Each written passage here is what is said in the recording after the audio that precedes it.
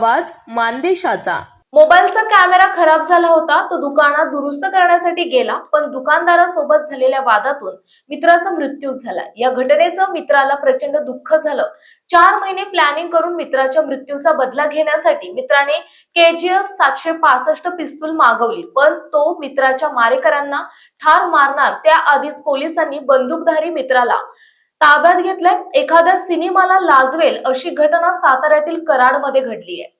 पोलिसांनी दिलेल्या माहितीनुसार मित्राच्या मृत्यूचा बदला घेण्यासाठी देशी पिस्तुलासह कराड शहरात फिरत असलेल्या तरुणाच्या कराड शहर गुन्हे प्रकटीकरण शाखेनं ताब्यात घेतलाय।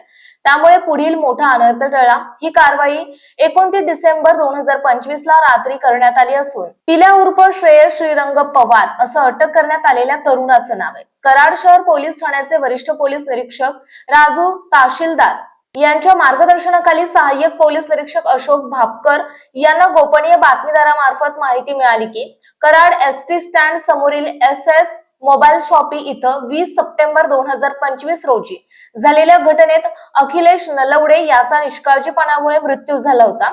या प्रकरणातील आरोपी अजिम चांद बादशाह मुल्ला राहणार मलकापूर यास ठार मारण्याच्या उद्देशाने अखिलेशचा मित्र पिल्या उर्फ श्रेयस पवार हा गजानन हाऊसिंग सोसायटी परिसरात पिस्तुलासह फिरत होता।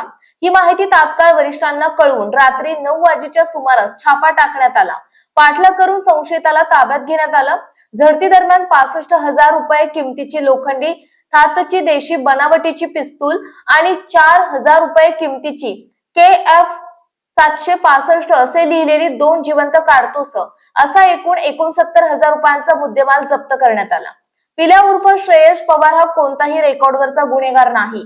त्याने पिस्तूल कुठून मिळाली, त्याला कुणी मदत केली आहे का याचा तपास आता पोलीस करतायत। या प्रकरणी आरोपी विरुद्ध भारतीय शस्त्र अधिनियम कलम 325 अंतर्गत गुन्हा दाखल करण्यात आला असून पुढील तपास सहाय्यक पोलीस निरीक्षक अशोक भापकर करीत आहेत। आपल्या जिल्ह्यातील तालुक्यातील लेटेस्ट बातम्या पाहण्यासाठी आजच मान चौफेर न्यूज चॅनलला YouTube वर सबस्क्राईब करा आणि बेल आयकॉन प्रेस करा।